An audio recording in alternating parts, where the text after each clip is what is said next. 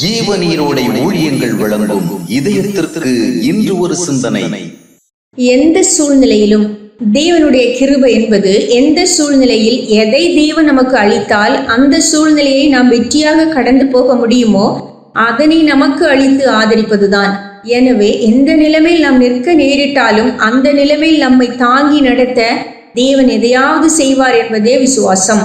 ஒருவர் 80 வயதுகளை தாண்டின பின்பும் எந்த வியாதி பலவீனங்களுமின்றி ஆரோக்கியமாய் இருக்கின்றார். இது கர்த்தருடைய சுத்த கிருபை என்கிறார் அவர். இன்னொருவர் 50களிலேயே கால்வலி, முதுகுவலி, இரத்த அழுத்தம் என்று சரீர வருத்தங்களோடு வாழ்கின்றார். ஆனால் வியாதி பலவீனங்களின் நடுவிலும் கர்த்தரின் கிருபை தாங்குகிறது என்கிறார் இவர்.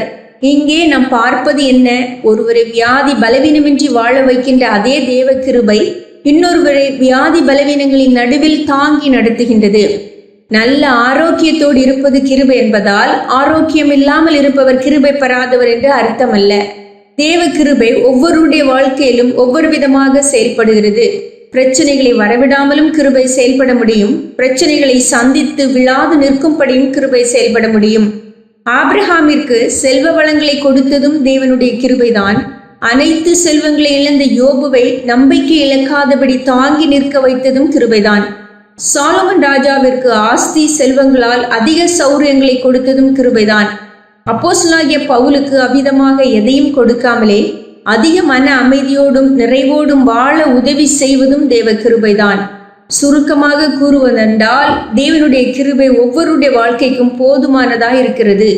ஒருவேளை நீங்கள் ஆஸ்திகள் நிறைந்த ஆபிரகாமை போல வாழ விரும்பியும் எதுவும் இல்லாத பவுலை போல வாழ நேரிட்டிருக்கலாம்.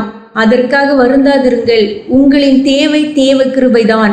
தேவனே, ஏன் என்னை இந்த சூழ்நிலையில் நீர் வைத்திருக்கின்றீர் என்று கேட்காமல் இந்த சூழ்நிலையிலும் மனம் தளராமல் மகிழ்ச்சியுடன் வாழும் கிருபையை தாரும் என்றே கேட்க வேண்டும். எந்த சூழ்நிலையில் எதனை தந்தால் நம்மை மகிழ்ச்சியாக்க முடியும் என்பதை தேவன் அறிவார். சிந்தனைக்கு: இறைவனின் எதிர்பார்ப்புகளுக்கு நீ ஏற்றவனாயிரு. அதுவே இறைவனிடம் நீ எதிர்பார்ப்பவைகளை பெறுவதற்கான வழி.